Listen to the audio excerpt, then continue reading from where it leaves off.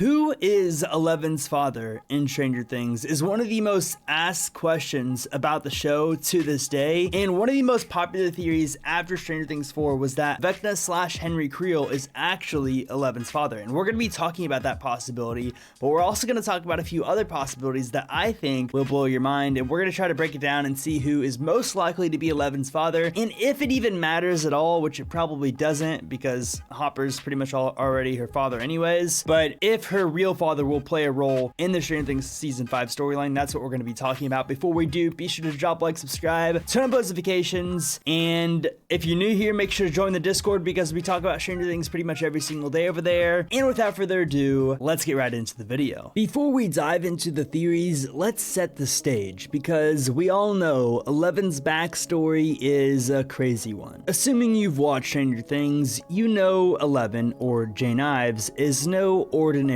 kid. She's got telekinesis, can enter people's minds, and even open gates to altered dimensions. Her mom, Terry Ives, is the key to understanding where this all starts, because back in the late 60s, Terry joined Project MKUltra, a real-life CIA program that got super shady in the show of Stranger Things. At the Hawkins National Laboratory, Dr. Martin Brenner was running experiments with drugs like LSD and sensory deprivation tanks and psychic stuff to all unlock human potential, or so he claimed. Terry was one of Dr. Brenner's test subjects, and here's where it gets pretty interesting. She got pregnant during these experiments. According to the show, Eleven was born in 1971, meaning Terry was pregnant in 1970. But of course, Dr. Brenner took baby Jane away, claiming she was a stillborn, and raised her in the lab as Subject 11. And of course, Terry's been fighting to get her back ever since, but she's stuck in this mental loop saying breathe, sunflower, rainbow,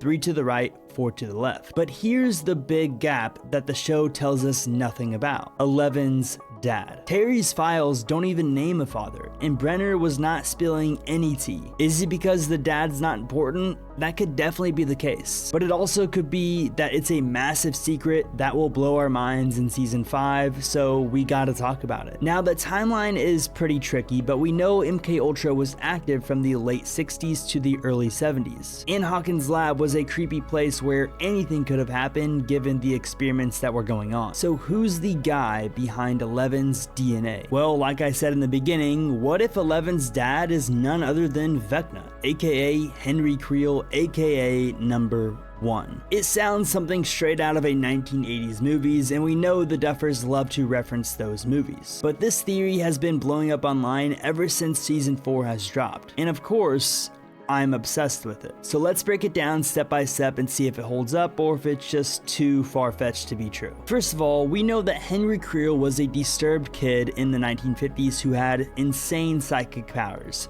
moving objects, reading minds, and even killing people with his thoughts. His family thought their house was haunted, but it was just Henry being a mini serial killer. In 1959, he went too far and basically killed his entire family, and his dad doesn't have any eyes anymore. That's when Dr. Brenner swooped in, took Henry to Hawkins' lab, and made him Subject Number 1, the first kid in the psychic program. Fast forward to the 1970s, Henry is in his late 20s, still locked up in the lab. Keep in mind, he was born in 1947. I know he looks pretty young, but in reality, in the lab, he was almost 30. Like I said, Eleven was born in June of 1971, so Terry got pregnant around September 1970. Henry would have been around his mid to early 20s, definitely old enough to be a dad. Now, of course, the question is, could he have been involved with Terry in some sort of way? Now, that's not to say that they had some sort of love story either. Hawkins' lab was a twisted place. Brenner was experimenting with Henry's powers, trying to figure out how they work. What if Dr. Brenner just thought,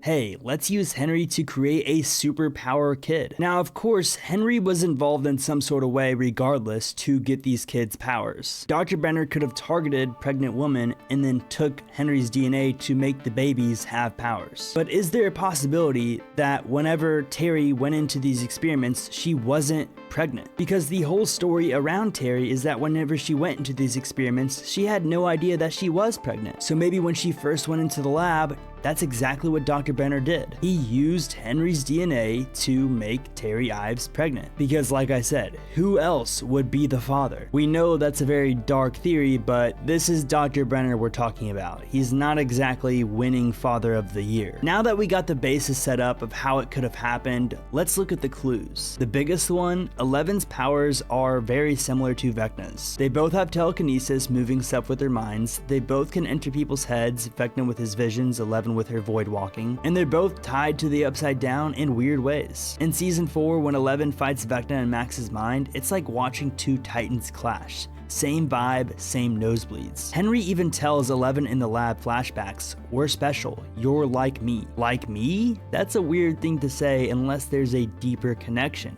right? Besides, why would Henry / Vecna target 11 specifically? There were a lot of other kids in that lab who he could have tried to side with. Was 11 the most powerful because of her connection with Henry, aka Henry being her dad? Another clue is how Henry mentors 11. In those season 4 flashbacks, he's not just some random orderly. He's teaching her how to focus her powers, telling her to use her emotions to get stronger. It's almost fatherly in a twisted way. When he says, "You're better than the others," it's like he's almost proud of her. Could that be a hint that he knows something about her origins, something more than the other kids? And think about this, if Vecna was her dad, it explains why 11 was so much more powerful than the others. She's not just another test subject, she's the daughter of the strongest psychic and the first psychic Brenner ever studied and ever experimented on. But let's talk about the even creepier side of this theory. If Henry is 11's dad, the Hawkins Lab massacre in 1979 gets even more disturbing than it already was. That's when Henry kills all of the kids, and 11 has to banish him to the Upside Down. So if this theory was true, that would mean she was fighting her own father without even knowing it. Talk about a tragic twist. Obviously, it would be like Luke Skywalker versus Darth Vader, which, by the way, was made in the 1980s. And like I said before, the Duffers love referencing 1980s films. So why might this theory not be true? Basically, the only reason why it wouldn't be true is because of the timeline is pretty tight, and maybe they don't want to go the Darth Vader and Luke Skywalker route because it would be too obvious. But knowing what Dr. Brenner was willing to do to literal children in the 1970s, it wouldn't surprise me if he used Henry Creel in his mid-20s to make other women pregnant without them even knowing it. Okay, we got that theory out of the way. We all knew that was coming. Now let's shift gears to a theory that's less scary and more just heartbreaking drama. According to the Stranger Things novel, Suspicious Minds, 11's dad is a guy named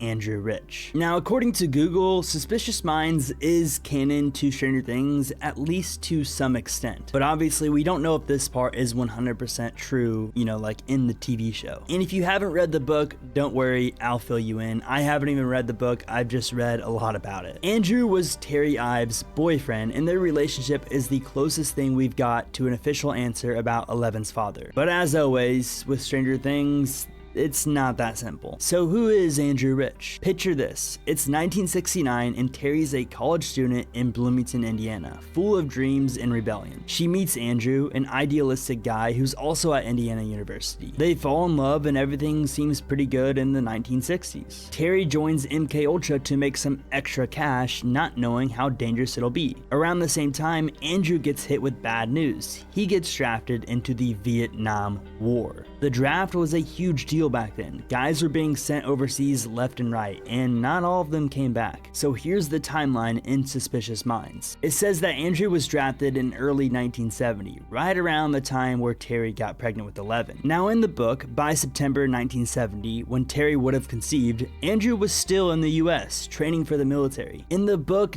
does imply that he and Terry had one last moment together before he shipped out to Vietnam. Terry and Andrew were together in 1970, and 11 was born in 1971.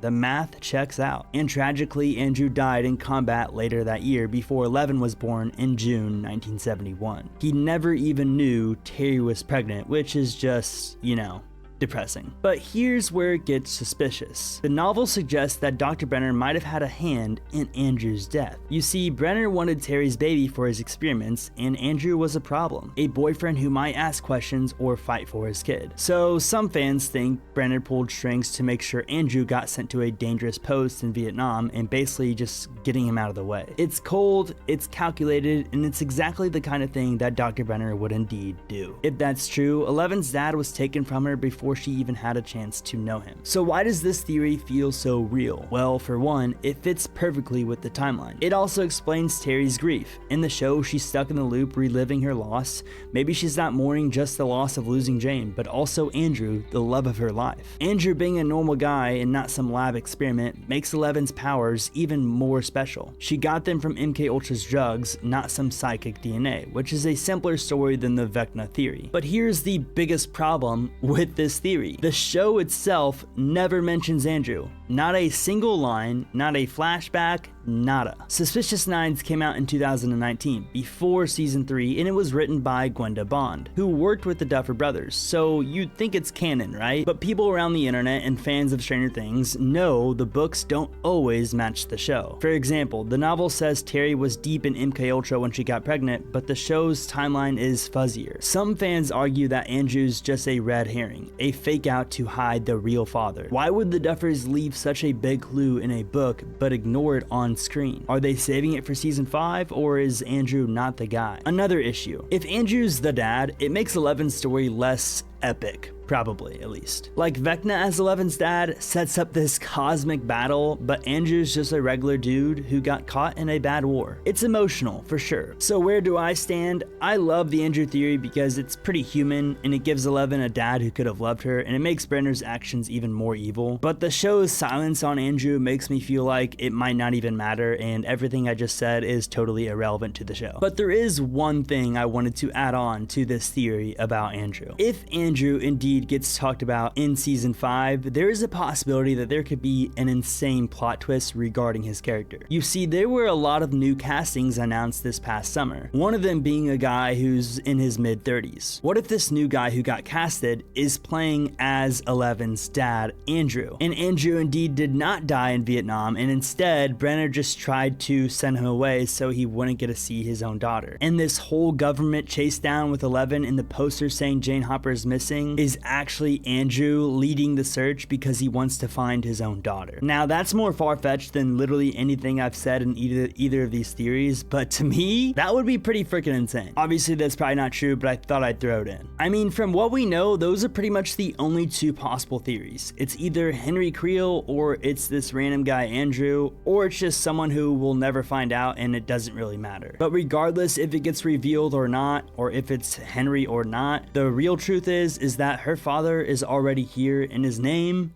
is Jim Hopper. Let me know what you guys think about these theories and these observations. I know it might have got a little confusing in there, but the reality is we don't know who Eleven's father is, and we don't know if it's going to be important. That theory about Andrew potentially like being behind the government chase down of catching 11, I think is pretty interesting. But the whole like DNA thing and everything is pretty confusing, like with Henry Creel and all that stuff. But you know, who knows? I don't know. I don't even know if it'll matter, but it's definitely worth talking about it because it's one of the biggest questions going into season 5, even though it might not even matter at all. If it's Henry/Vecna, it's going to be one of the biggest plot twists in television history. So, you know, it's definitely something to consider and to talk about. Regardless, though, I would love to hear your theories and your thoughts, comments, and concerns. And I know that people are going to try to debunk each of these theories, so debunk them in the comments. I would love to see the, the counter arguments to all these, and just let me know your opinions and theories down below in the comments. Like I said, join my Discord, drop a like, subscribe, turn on notifications, but most importantly, have a great rest of your day, and I hope you enjoyed the video. Peace out.